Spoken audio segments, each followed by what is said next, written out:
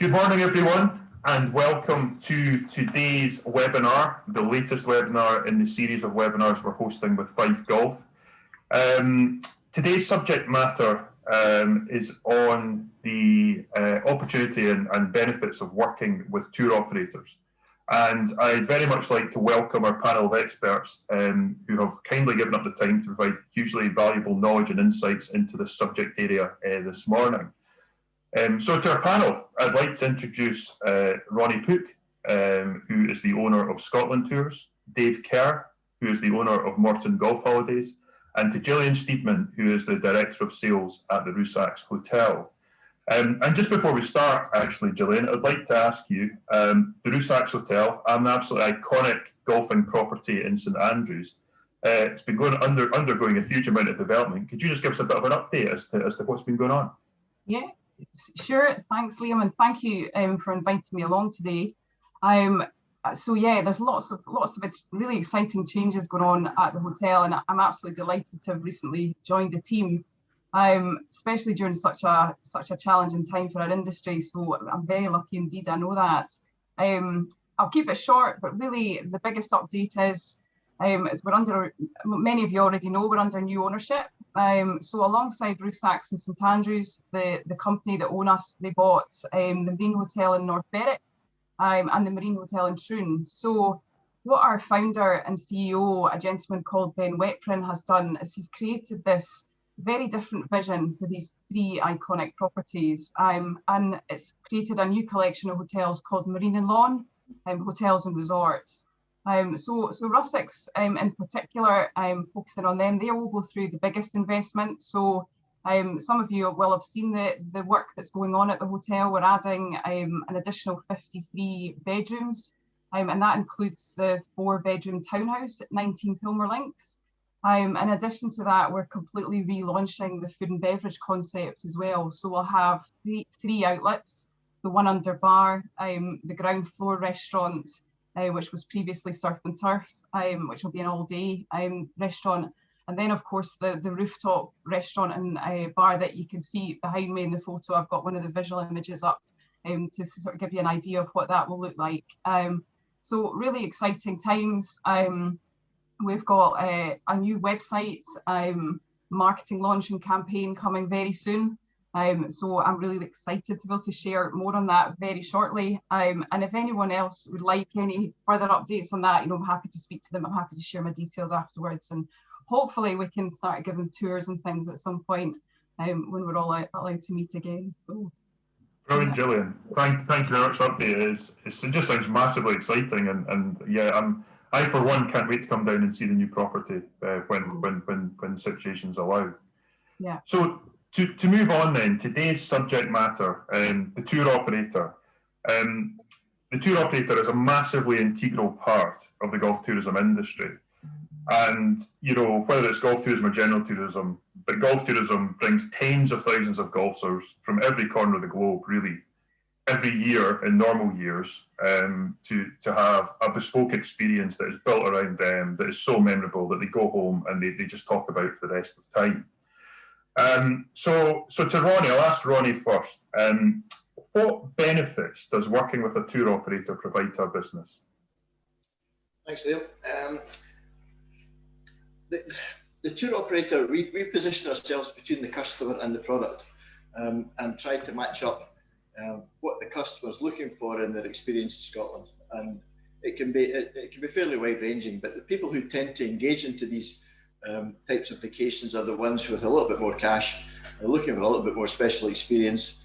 They don't want to take the risk of booking something online themselves in case it's the wrong place or it's not as good as the website says and all the rest. So they tend to buy into our experience and knowledge of the country, so that when they actually arrive, everything's ready for them. There's no hiccups. Everything's going to be just as we sell it. So I think keeping, from our point of view, keeping the customer confidence high is particularly important. There's a well-used phrase, exceeding expectations, and it's one which we like to band around fairly frequently. And in the main, people go home with their holiday and reflect back and say, yes, that was better than I thought it was going to be. I knew it was going to be good, but it was better than we thought. And the tour operator very much is the the centre of the hub where we farm out ideas for people can do. We make it happen. And it's great to have that type of interaction, so that the trade in Scotland will come to us with whatever products they're trying to promote. And if we get the customer who is looking for a particular golf experience, or fishing experience, or something like this, then we'll include it all in the tour, so that we become the sort of first point of contact for people looking for something a little bit different. The internet's so successful now, everybody's got it in their own homes. If they really wanted to, they could research it and do it all themselves, but there's still always that doubt, am I doing the right thing? And by speaking to some of the locals, I think that takes away that element of doubt. Thanks, Ronnie. And Dave, you got anything to add to that? No, I think Ronnie's done a great job there, actually. I think, again, just to build on it a little bit, maybe, you know, most tour operators, the vast majority of their client base is a loyal one. So it's really a repeat and referral business. So it's about, you know, building relationships with clients over quite a long period of time and getting to understand what they like and what they don't like, and basically building packages around them. So, you know, as Ronnie's kind of touched on there, that ability to match a client's expectations with an actual experience on the ground is really where we earn our corn, right? That's where we provide value to the client, but also provide that value to the business as well, right? So, you know, if you've got an internet booking at a hotel, for instance, or a guest house, that person will arrive on your doorstep and you'll know nothing about them really, other than their name maybe and how many people there are in the group, right? Whereas we've got that rich kind of bank of knowledge of who they are, what their expectations are, what they like, what they don't like, what kind of journey they've had to get to that point. So, you know, have they had 3 flights and an overnight stay and their bags got lost halfway and all this kind of stuff, right? How do they like their eggs in the morning, basically, as well, right? So that's what we bring, I suppose, to a business, is to really match what the client expects and wants to what is provided on the ground. You know, essentially we become an extension of the business's sales team, right? Because we're out there matching those experiences with the clients and making sure that we tell the right stories to the right people and really make sure that, you know, both sides of the equation are well balanced. And again, just going back to the question, I suppose, about what benefits we offer, there's that market knowledge as well, right? So, you know, each of the tour operators, I think we'll probably touch on this a bit later, but each of the tour operators kind of has their own little niche in terms of whether that is the type of experience people want, or it's the domain, the location that people are coming from, right? I think we do a little bit more in South Africa than most tour operators, for instance.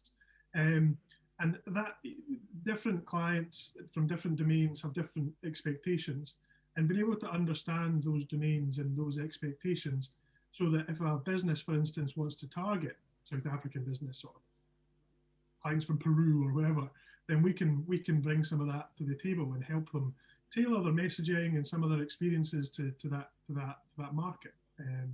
Obviously, we've all got a lot of experience in the US market, for instance. Yeah, absolutely. No, thanks, Dave. Thanks, Ronnie. It's really, really valuable to hear.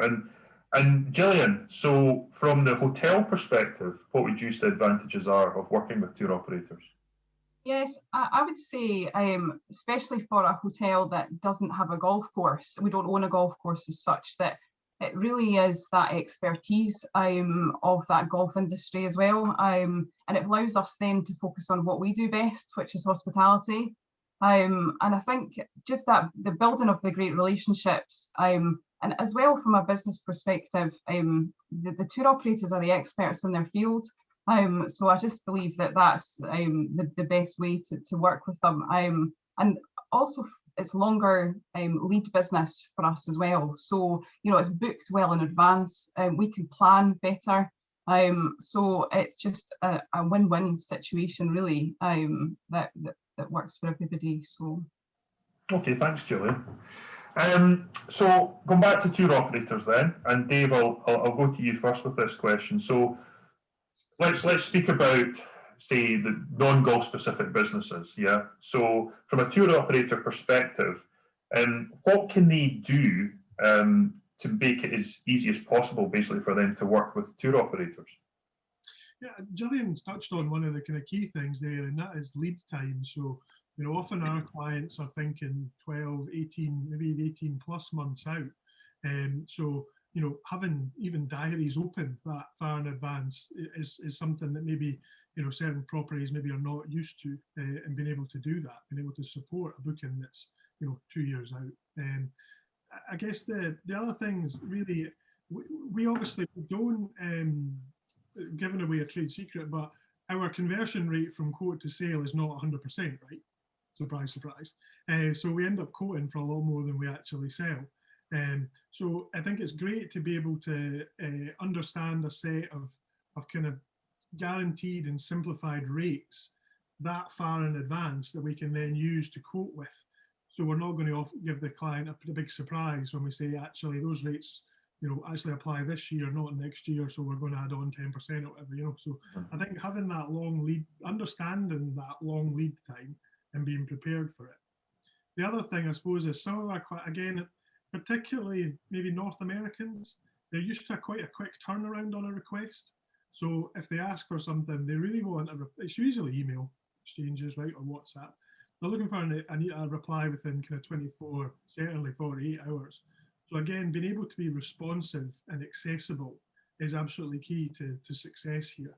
Mm-hmm. And particularly at the moment, I think we all appreciate that's a bit of a challenge when you've not maybe got a full kind of team on the ground and people are from home or part-time or furloughed. So I think, there is definitely a bit of, there's an understanding of that at the moment. But that's one of the other things, I suppose. One of and the third thing I want to mention is really just something that surprised me a little as someone who's relatively new to the sector, but having rich photography, videography, stories, content, that's the stuff that really sells things to clients for us, right? So if we can, they trust us, absolutely, we've built that up over many years, but to be able to say, look, here's what the hotel looks like, and here's some videos, here's some shots of the outside, here's some client testimonials, here's some content that describes what the bedroom experience is like.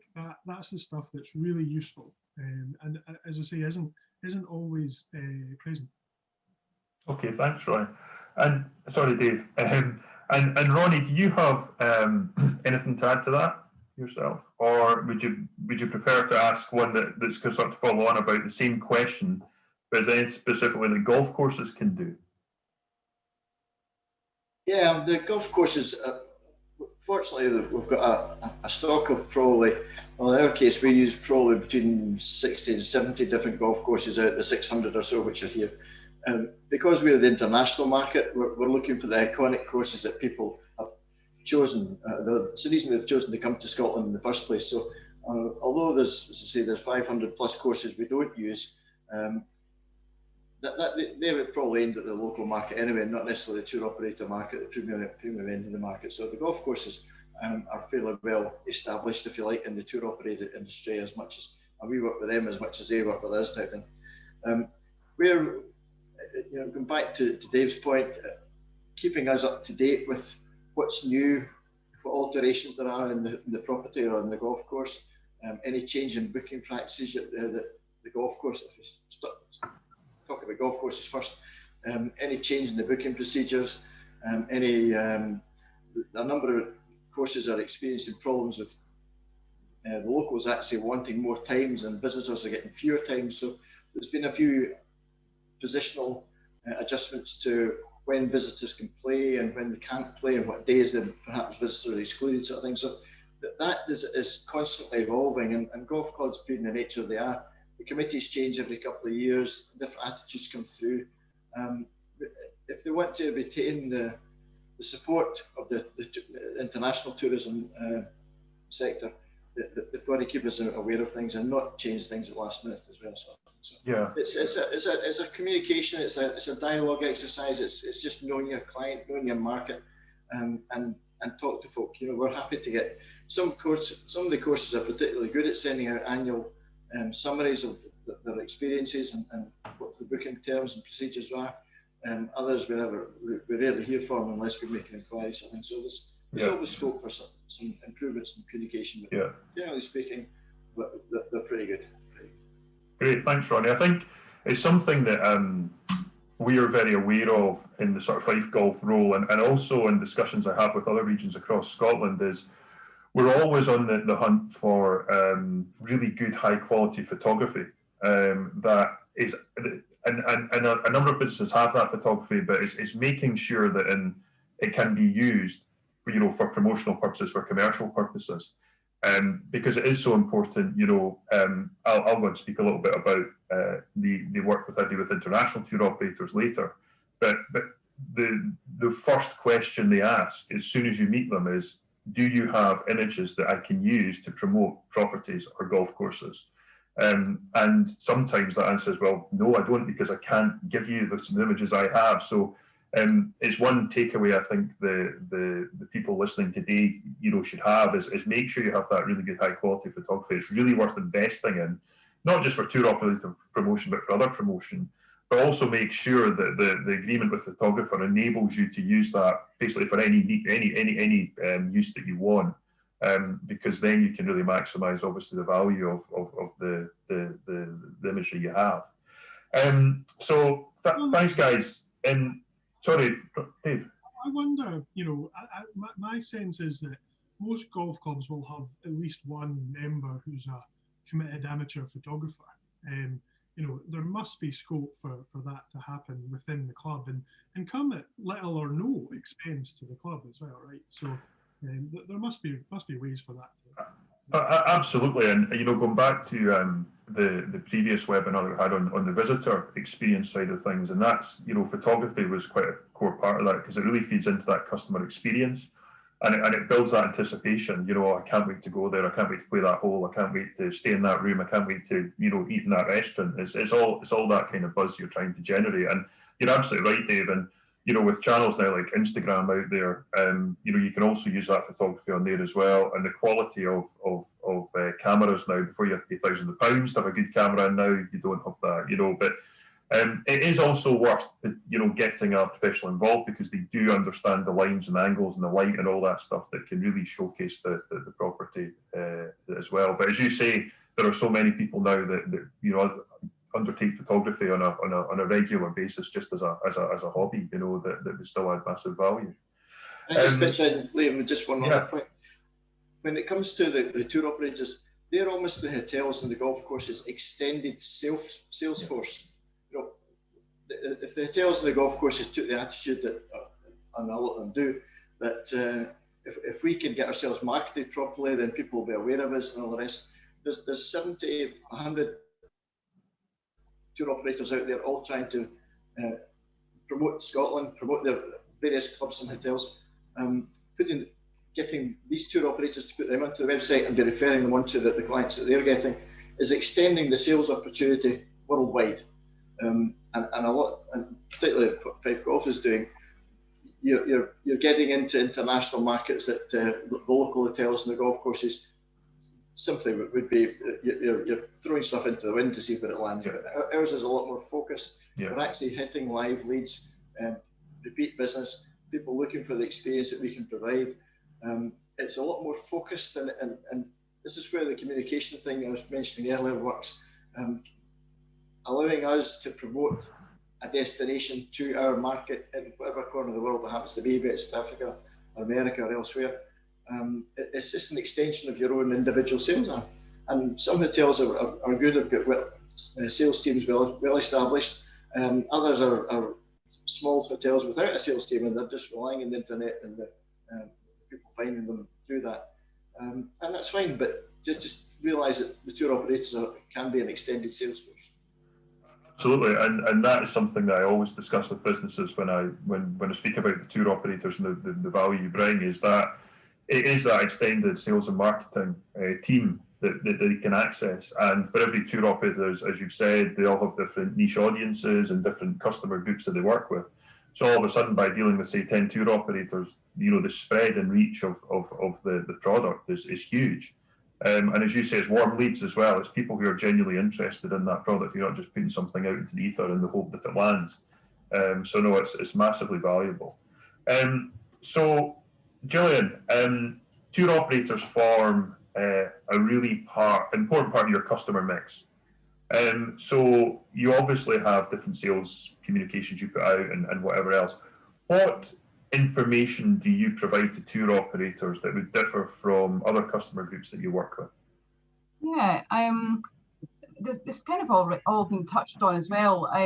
The preferred rates is obviously something that hotels do, and they are rates that only go to tour operators, and then they can then build their unique packages. And I think we've already touched on that, but I think the information that we give out in terms of room types and descriptions and trying to make that process as easy as possible by giving that information. And like you say, that the images are absolutely key.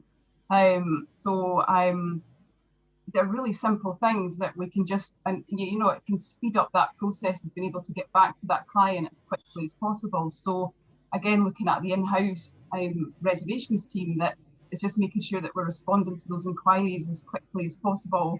And also, I think another important thing is that one point of contact at the hotel, so that you know that relationship building is always consistent, so that you've got you're able to go back quickly, but also you know the person, you trust them, and there's a long-term relationship there. So that would be my input. Thanks, Gillian. And just to sort of build on that, what services do you provide within your business that's particularly focused on meeting the tour operator requirements and the golfer in general? Yeah, I think again, I would look at this from before they arrive. So I think as much information that we can have working alongside the tour operators in advance of the guests arriving. So things like sharing itineraries where we can see arrival times, any special requests, and even just like an example of the driver's name, the person that's bringing them, and their contact number, so that if there was any problems on the day, you know, we can get in touch and vice versa. And again, I've touched on the one point of contact. I think that's really important. But the more information we have as a hotel prior to the guests arriving, which we're able to get from tour operators, like Dave mentioned, and not so much other consumer groups that are booking through websites and other channels, I think that's key. We can also offer things like porterage service, which we do free charge for tour operators, and golf club storage as well, which sometimes required and sometimes not. Early arrivals as well, so where we have groups that arrive prior to our normal check-in time, if we've got the rooms ready, we always give that priority to tour operators. If they're not ready, we can certainly do a luggage storage as well.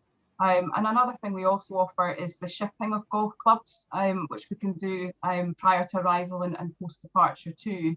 And then really looking at the food and beverage side, so looking at things like breakfasts, takeaway breakfasts, or an early breakfast time if they need it. You know, it's been flexible with that, and understanding again the needs of the guests, and also just offering things that are a bit different. So if we could do different things like a whiskey tasting one evening, or perhaps a private dinner one evening, or just something that was a bit special if the group wanted that. But I think one of the most important things that I wanted to keep to last really is that it's your people. And I think one of the things I've certainly learned about the Rusacks is that there's a lot of the key team there that have been there such a long time, and they just really do make it happen, and everything goes on behind the scenes. And I think that's really key. Not only do we sort of represent our own hotel, but we're representing the town and the destination in Scotland. So we need them to be strong in local knowledge, so that they can answer questions that are relating to non-golf related itineraries as well. So if they wanted to go and do something else or experience the town. So we're all working in this together, and I think that's the overall message, is that we all need to be singing from the same sheet as such, and yeah, so that's overall. Thanks, Gillian. Yeah, I think that's it's really great to hear. And yeah, the Rusacks, the team there, as you say, they've been immersed in golf for so long, and the Rusacks is such an iconic part of the St Andrews golf product.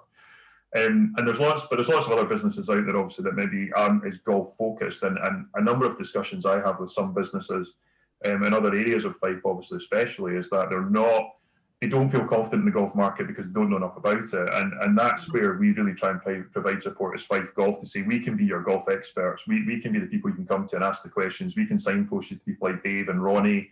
You know, we can provide you the sort of background information about, you know, who to speak to in certain golf clubs and whatever else. So it's very much just like yourselves at Rusacks. We're trying to, you know, support everything else that's going on, which is useful. But yes, Ronnie. Thank you, and Liam. You know, one of the bigger parts of our game is the personal contact. People like to be recognised. People like to be addressed by their name, and likewise, they like to know who they're talking to in the hotel. We've been a campaigner for years of people wearing badges, and sometimes it sounds a bit twee, but it just allows the guest to immediately recognise who's a member of staff and who's somebody else walking around the hotel, if they're not necessarily uniform based. Who's giving them good service. A lot of the international guests like to tip and reward and such like, and just knowing the name of the person that they're dealing with, and particularly if that person knows that the guest's name, particularly at the reception when the folk arrive, or you're the Mr. Smith party from Scotland to welcome, this is great, but blah blah blah, have you been before? It's the personal contact which makes such a difference. Small hotels where people are going back on a regular basis, I know are particularly good at that, and that's one of their strengths. They know that people like room 6 or the one that overlooks the garden or this, that. Yeah. The bigger hotels have got more of a challenge just because of the volume of people. But where, the tour operator can come back and say, that this is somebody who was here 2 years ago or 4 years ago or something. They like this particular room, and it'd be nice if you can give them a nice welcome. You know, even just a wee nip in arrival or a wee sherry in arrival or so, whatever the ladies like. These little touches just add so much. Another mentioned popular phrases earlier, added value is something which is so important these days. So things that don't necessarily cost the individual very much, but it's a gesture of welcoming and appreciation. That goes down so well. It doesn't have to cost a fortune. It's just a gesture, a nice gesture, and a welcoming gesture. Every business, our business, your business, the hotels, the car, the vans, golf courses, they can all do it without incurring a lot of cost, but it just makes such a difference to the experience. Yeah, absolutely, Ronnie. And so, just moving on again, a question to the tour operators again, and we've actually had a question posted as well in the chat that kind of ties into this. So the original question I was going to ask was what markets do your clients predominantly come from, and you've both kind of identified that to this point, but. Someone has posted and said they were just wondering, you know, with the impact and restrictions of international travel this year, do the tour operators in the panel expect to try to diversify into the UK domestic market in 2021 should travel restrictions remain into the summer? And Dave, could I ask you that question, please? Yeah, sure, absolutely. It's a good question. It's a very topical question, certainly, because it's something I was working on this morning actually before we started. We typically. I think, well, last year we did have some domestic business, but typically, you know, in the 30 years of Morton, we'll count on the two hands the number of domestic clients that we've had over that time. But you know, the situation that we find ourselves in does force your hand a little, and you know, so we are looking to adapt some of our business models, some of our structures, allow us to appeal more to a domestic client. It's a very different market with very different expectations than what we're kind of typically used to. Finding the kind of high value clients that Morton Golf typically deal with is a challenge at any time. Finding them in a market that you don't do a lot of business in is particularly challenging. But we're having a crack at it this year, certainly. We've got some stuff that we've already started to push out. We've got more stuff that's ready to go in the next couple of weeks. Without drawn into the politics of it, but you know, a bit more clarity around when things will start to open up and when people will be able to travel to Scotland would be immensely helpful. Right? I think probably for everyone on the call, that's probably true. But we need to be ready to react as soon as things do start to open up, and start putting some things in place to allow us to do that, and also to just take bookings for, you know, speculative stuff that might happen in May, June, you know, and try and work that way. You know, we've got some great relationships with hotels and golf courses that we'll continue to enjoy. I'm very keen to build some new ones as well to allow us to offer that more diverse offering than we do at the moment. So I'm very happy to have a chat with anyone who's on the call about what we could do together going forward, particularly around that domestic market, and see if that builds into something for the future. Great, thanks, Dave. And Ronnie, you got anything to add to that? Just a little bit. I think, again, the tour operators, as I said, there's I don't know, 50, 60 in Scotland, and probably the same number again who are abroad, who are promoting Scotland as a sort of key destination or a niche destination for their market. Everybody's got their own take on how they want to run the business, what their sector is, and how they'd like to present not just their company but the country to their clients. Our smaller groups, we tend not to get involved in the UK market, quite honestly. The ones we get involved in are people who are booking maybe a family gathering or a bigger group, and one person doesn't necessarily want to take responsibility for all the bookings there. That's like, for somebody who's unfamiliar with that process, it's a bit of a daunting task. If there's 20 or 30 people from a work outing who want to do a weekend away, then the person who's organising it probably isn't going to enjoy his weekend because he's worrying that everything's going to fall into place and such like, and that really defeats the object of the weekend away. So the group type of business, the small group stuff, is something which we are interested in and have some success with.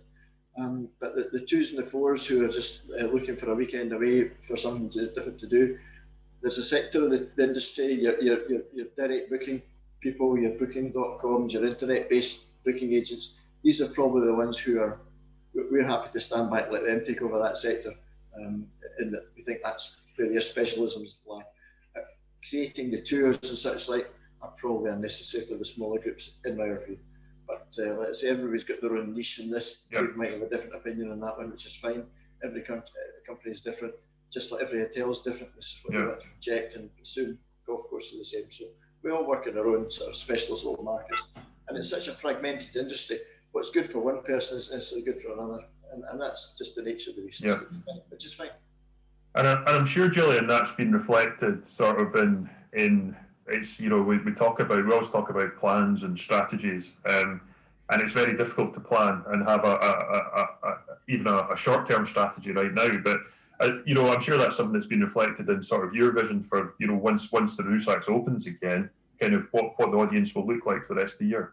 Yeah, absolutely. I mean, we started off middle of last year thinking that this year would be a completely different situation to 2020, and we soon sort of realised that actually the sort of first part of summer in particular was going to be a challenge with no international travel coming potentially. So, and again, we touched on, we still don't know. So I think that's the really hard part, and what we're trying to do at the moment is really we have to open. We have to be able to bring money in. So we have to look at that domestic market and think differently as well, think outside the box on things that we could maybe do that we wouldn't normally have done. So, for us, we are looking at other areas, other channels, like the online travel agents, packages that are perhaps a bit more hotel specific, whether it includes food and beverage. And I think that staycation market will be strong. So people will want to get away. So I think that there is an opportunity for hotels in particular, accommodation providers, to sort of think differently and how to capture that. I think visually, online as well, the digital marketing side is key as well with social media, but also with people being able to find you through web searches and that sort of side of it will be key. Okay, thanks, Gillian. Yes, it's interesting. A lot, I've sort of done a bit of a poll of golf courses and the businesses to try and get some feedback as to what they see the future looking like this year, and it reflects exactly what we've discussed here. And something they have sort of very quickly recognised is the need to be far more sort of price focused, and have that, just as you've said, Ronnie and Dave, the sort of expectations of international traveller are quite different possibly from the UK golfer. And, the UK golfer is more likely a bit more price sensitive as to what the trip looks like, you know, and I'm not speaking about, you know, across the board, but I'm saying, you know, in majority numbers, and it's something that, you know, from a tour operator perspective, I'm sure if businesses are looking to be involved, then they do need to be aware that that end customer potential is a bit more price sensitive, and you know, it's something that needs to be considered when they are setting the rates for this year. Something I'd just like to add is about, you know, the sort of wider tour operator audience out there. We've got two, you know, fantastic tour operators in the call here today, who target, you know, have already said, you know, normally target the higher end business, you know, the higher end golfer, you know, across the world, South Africa, US, Asia, you know, and out to Australia.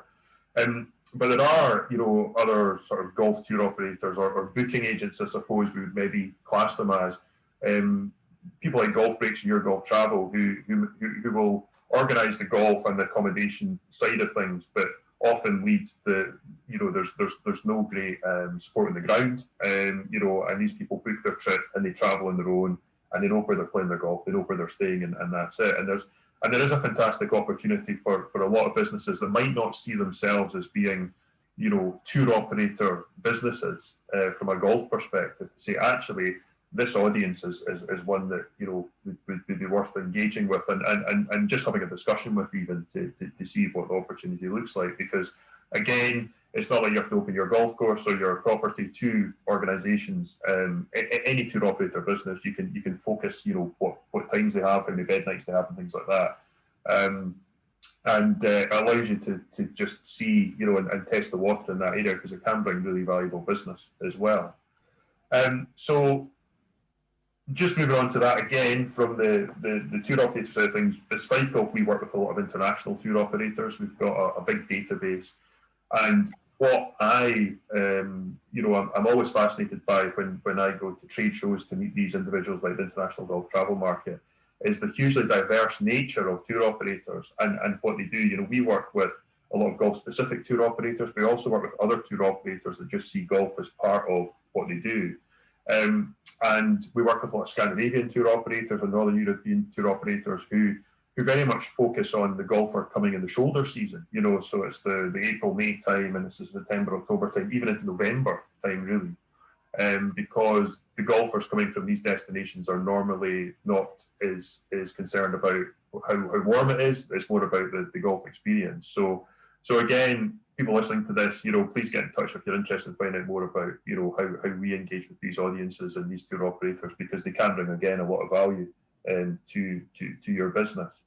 I think it was nearly a year ago now that we were at the Danish Golf Show. That's right. And definitely that opened my eyes to just a different set of expectations, right? So, you know, in these Scandinavian countries, they have good weather in a couple of months in the summer. They want to stay at home and, you know, explore their own country. And it's out with those periods that they want to come here or go somewhere else. So, yeah, you know, I think there is that massive opportunity to extend the season, I suppose, right? Beyond what we might traditionally describe as summer, basically. So. That's right. Also, just go in, Liam, just in this point, yes, right, of the terminology of golf tour operators, it sort of pigeonholes everybody into the fact that all we do is arrange golf. You know, there's a high proportion of visitors to Scotland will come for a week or 10 days and they'll play golf 3 times, but yet a golf tour operator will still get involved in it. So it's not somebody who's going to be playing 36 holes a day for 5 days in a row. That's not just a golf tour operator. A golf tour operator is a convenient term to describe the services we provide the golfer.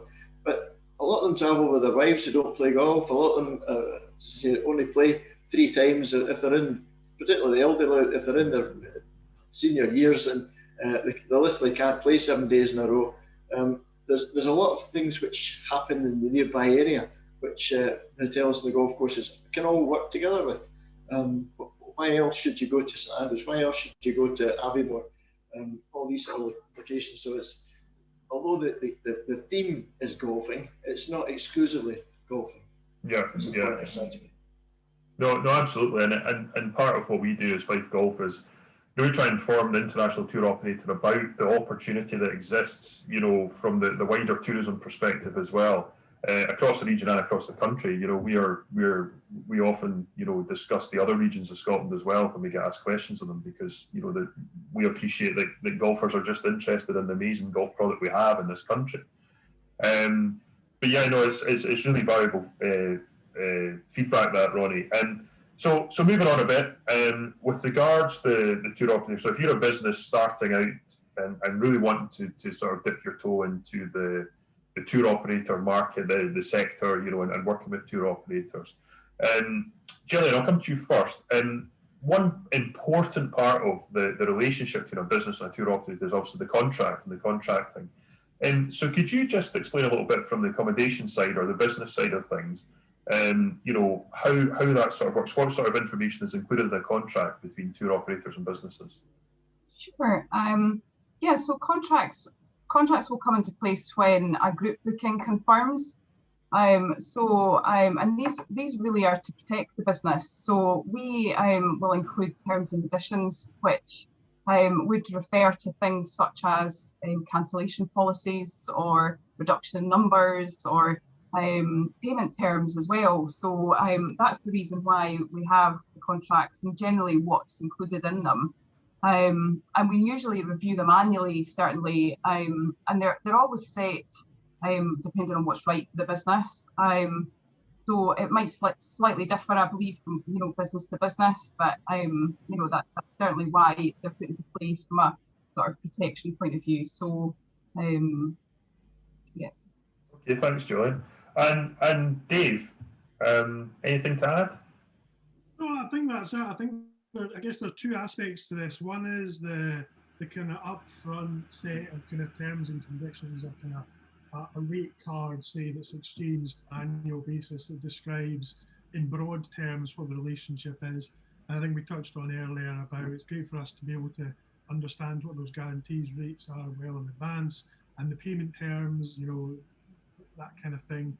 And then, as Gillian's touched on there absolutely perfectly, is just once you then have got maybe a large booking that, you know, might take up, you know, half the hotel, a quarter of the hotel or something, then there's an understanding that, you know, those preferential rates have to come at a non-financial cost sometimes, which is just, you know, some restrictions around how that relationship works and you know, an articulation of the cancellation terms. I think that's entirely fair and appropriate. And, you know, what we do as tour operators is we essentially then back that off against a contract that we enter into with the client, right? So, you know, no one finds themselves exposed. No one thinks it's unfair. It's just there's a relationship there that has to be, you know, articulated and agreed upon in very clear and concise terms. Great, thanks, Dave. And Ron, anything to add? Yeah, well, because of the COVID issues at the moment, there's a number of external factors which are going to be affecting us and hotels and everybody else really in suspected the coming months and years. The financial industry seems to be very nervous about the travel industry collecting deposits too far in advance, and there's a number of the merchant providers starting to make noises about not allowing big deposits to be paid too far in advance. Simply from a sort of risk point of view, the individual can obviously do bank transfers and pay themselves, but the credit card companies in particular are trying to move away from the people paying large amounts too far in advance, and this is going to have a knock-on effect into the hotels and golf courses who are looking for contracts and substantial deposits a long time in advance. And it's not brought about through any of our wishes, it's just about the way the market is operating these days. And as much as everybody would like to have all the contracts in place, knowing all the rooms are sold and all the tea times are sold, and they've got the cash in the bank type thing, that type of approach, which was appropriate some years ago, may not be appropriate in the future. So I think the message seems to be the more flexible you can be with whoever you're dealing with, the greater the chance that the business is actually going to get on the books in the first place. So, there's one or two hotel chains trying to extend the amount of commitment they have to pay, and the cancellation terms of, instead of being 45 days out, there's 90 days out type thing. That type of approach is probably going to backfire a little bit. So I think the message I would say to anybody listening is the more flexible terms you can offer, the more likelihood you're going to pick up the business. I think. Thanks, Ronnie. build on that a wee bit, I think what's been great actually over the last kind of 12 to 18 months is that there has been flexibility. You know, I don't think, not many providers that we've worked with have hit, you know, I'm going to use deliberately provocative language, have hidden behind term and conditions. We don't want to hide behind our terms and conditions with our clients either. So there has been that flexibility and understanding that this is a challenging time, and that very much. people I think the whole industry has really embraced this COVID thing by offering to put back a year and carry forward.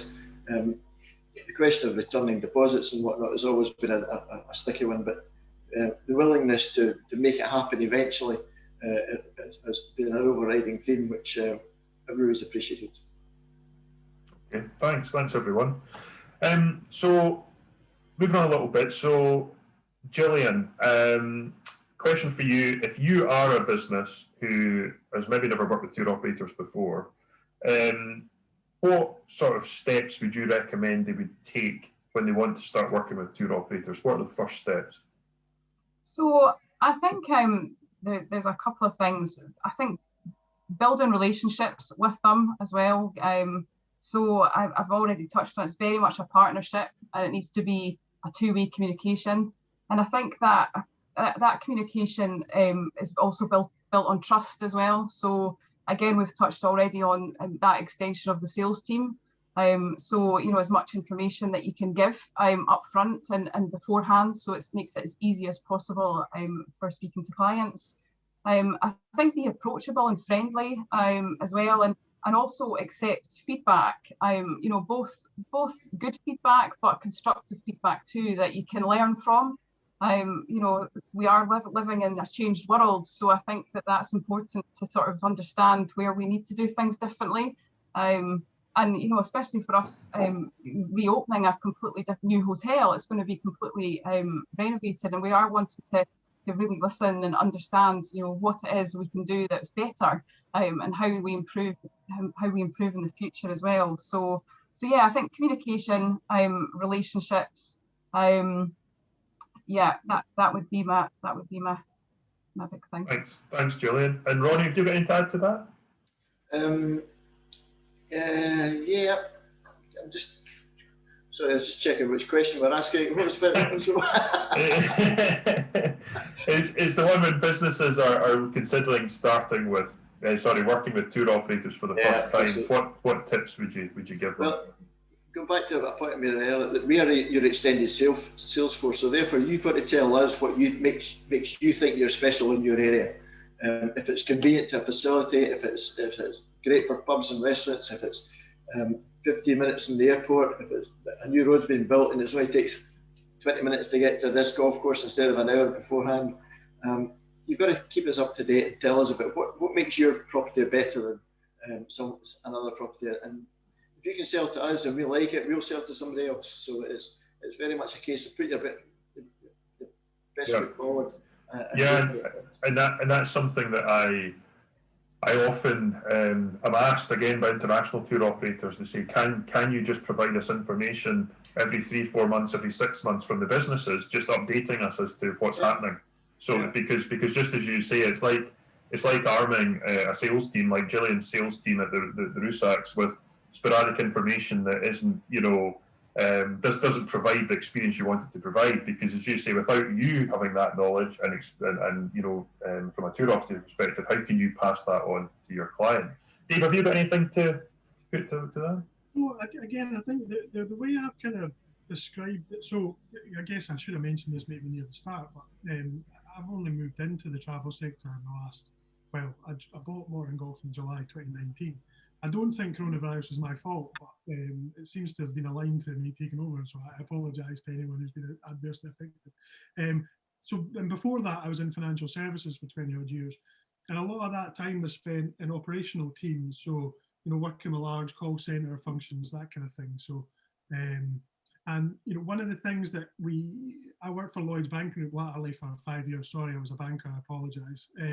But one of the things that we always held to was that we never outsource our core product, right? So for Lloyds Banking Group and for call centre functions, for instance, that was the customer experience. So when you phoned Lloyds Banking Group and you spoke to someone on the phone, you spoke to a Lloyd's person sitting in a Lloyd's office who's got Lloyd's training and understands the USP of Lloyd's.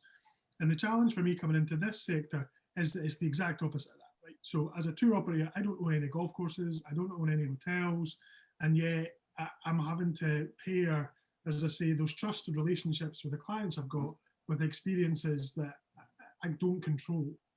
So I think, you know, Gillian's nailed it perfectly. Having that relationship, that trusted relationship, the open communication that Ronnie's touched on as well, treating us as an extension of your sales team, basically, you know, spending time talking to each other. Basically, what you essentially become is one function. So, you know, Gillian, I would consider Gillian, for instance, one of my colleagues, basically, right? So we work together. You know, we're not, although we work for different businesses and our salaries are paid in different ways, that's the reality of the situation. So rather than considering, you know, hotels and golf courses as an outsourced relationship that a tour operator has, it's a much more familial, colleague-based type relationship. And I think if you have that at the front of your mind when you start a conversation, then everything flows much easier, much better from there. Yeah, and another thing I would kind of add to that is that you know, for businesses, it's the same as, you know, again, the webinar we had about engaging with visitors, and it's knowing your audience, and it's looking at your own business and saying, okay, who normally comes and stays at our hotel, who normally comes and enjoys our experiences, who normally plays our golf courses, you know, and how can we then reach them through a tour operator audience? And you know, you guys would be the first to admit there are some products that you won't sell. You know, just that you sell the ones that you sell for the reason that you sell them. But that doesn't mean that they won't suit other tour operators, you know, representing other markets and focused on that. So again, that's what we do at Fife Golf. We can help signpost people, you know, especially towards the international market, about, you know, finding different customer groups, you know, maybe at different price points, or looking after different or looking for different experiences. So thanks very much for that. One final question, and it's to the panel in general, but I'll start with Gillian, because I know I've actually been hosted on a Gillian Steedman fan trip before, and it was fantastic. But Gillian, what is a fan trip? What is a familiarisation trip? And how useful can it be, you know, for a business when looking to increase the volume of tour operator business?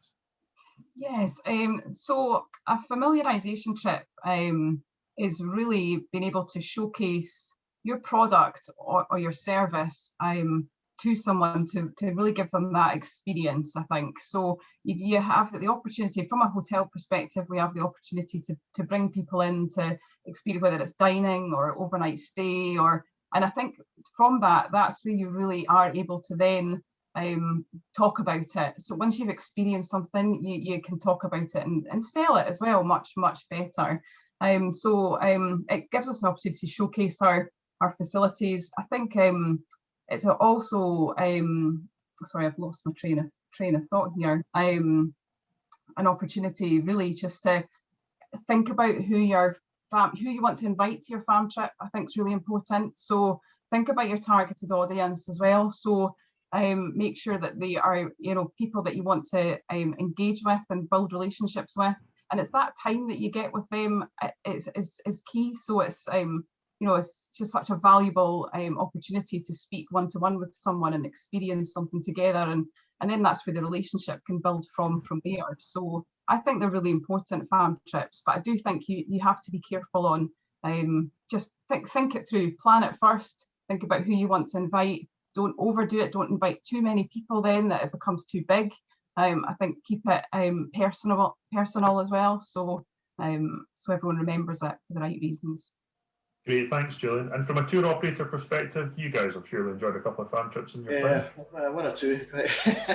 You know, it's important to get the right people in the fan trip. Gillian was mentioning that earlier. By all means, invite people who you think are going to be your target market, but and don't necessarily expect overnight results. I've been in fan trips. I've been doing this for 25 years now, but and literally, I can think of some trips we did 15 years ago, which were great.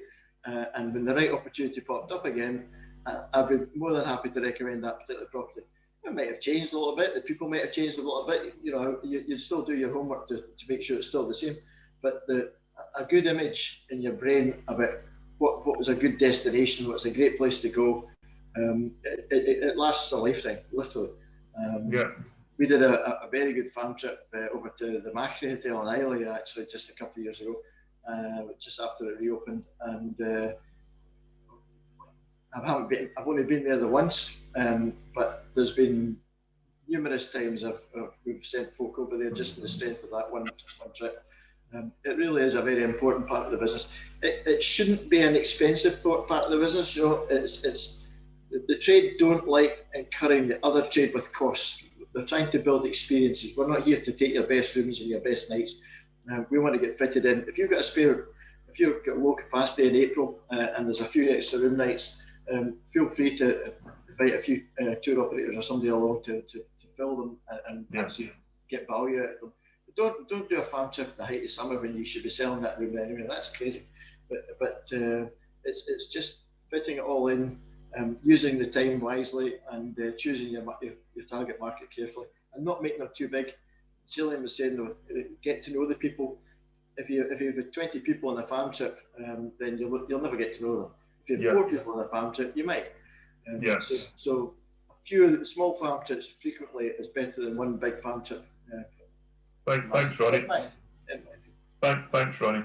And Dave, we follow the Morton Golf Instagram channel, and by the looks of things, have had a number of fan trips to golf courses when time is allowed. No, I mean this in the most positive way. But I suppose, Dave, when you're at these golf courses, you're getting that full experience on the ground about who the starter is, who the manager is, what the club pro is, what the layout of the shop's like, what is in the pro shop, all of this stuff. No, indeed. Again, I would hasten to add that I put my hand in my pocket for most of those trips. But I think you're absolutely right. I think, you know, certainly for me, being new to the sector, I mean, there's no good time for a global pandemic, right? Obviously, but to have the opportunity to go and see and experience things that I either hadn't done before, or maybe, as Ronnie's going to touch upon, maybe hadn't done for a number of years in the last 12 months has been fantastic. Again, if I can go back to financial services, you know, if I brought a new senior manager into my team, I would basically spend some time with them in their first week, and they'd be on the phones, like they'd be listening to customer calls, because that's the best way to immerse them in what's important to our customers and what's important to us as a business. And I think for me, fan trips is exactly the same thing.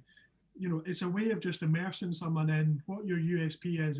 It's fine to write it down on a piece of paper and talk about it, but to actually experience it and see it and be able to relate that to a client is massive, absolutely massive. Again, you know, clients, Ronnie and myself, other businesses in the sector, you've got clients that you've had for 15, 20 years. You know them inside and out, they know you inside and out. The last thing you want to do is bluff and bluster your way through something about, oh yeah, they've got a new clubhouse there, but I really go, yeah, it's quite, I've seen a picture. You know, you want to be able to describe what it looks like and feels like and what the experience is like. So I think it is massive. And as Ronnie said, you know, squeeze us in, find some way. Yeah. It's not about, you know, incurring expense, and you know, we're not going to have the champagne lifestyle for a few days. It's just let us show us really what it's like, so that we can take that experience. Yeah.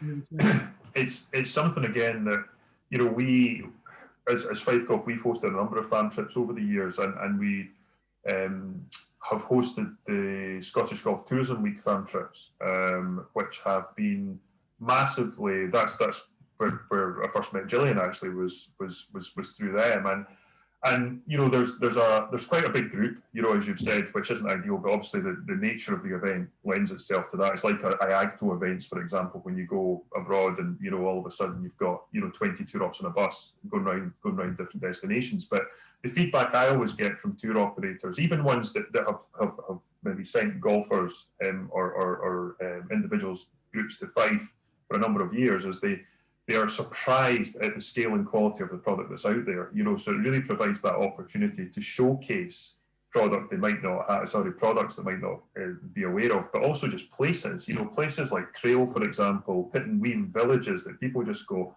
this is just the coolest place in the world. Why didn't I know about this? You know, again, from a tour operator perspective, it's a lovely thing to add in. You know, if you know, on the road back from here to here, we'll put you in, you know, past here is another little restaurant right in the harbour there that looks out over the sea that you can have dinner in, you know. So it's all this sort of stuff that they really value, again, because it helps them, basically it's their USP then, you know, to their clients. So it's massively valuable. But would you believe an hour has passed and we've come to an end of our webinar, and I'd just really like to thank everyone on the panel today for giving up the time to provide the insights and expertise you have. It's been really, really valuable, and just, you know, it's something that provides a really good insight into how tour operators work, and from Gillian's perspective, you know, how you work with tour operators as a business. And I really hope it's given the audience the opportunity to get some really good takeaways from this. So I'd like to thank you all, much appreciated. I'd really like to thank the audience for joining us as well and giving up your time. It's massively appreciated. We are hosting another webinar 2 weeks today on the 11th of March with our partners Caddy Marketing, who have just become a partner of Fife Golf. And they'll be talking about how to maximise the value of your social media channels. They're absolute experts in that area, and it's something that I know will be of massive value. It's something that more and more we focus on, the digital channels, you know, maximising the value of these. So really looking forward to that one. But thanks everyone. Thanks once again. And yes, I hope you can all join us for the webinar in a couple of weeks. Okay, we'll see you soon. Thanks everyone. Bye now. Bye-bye. Bye-bye.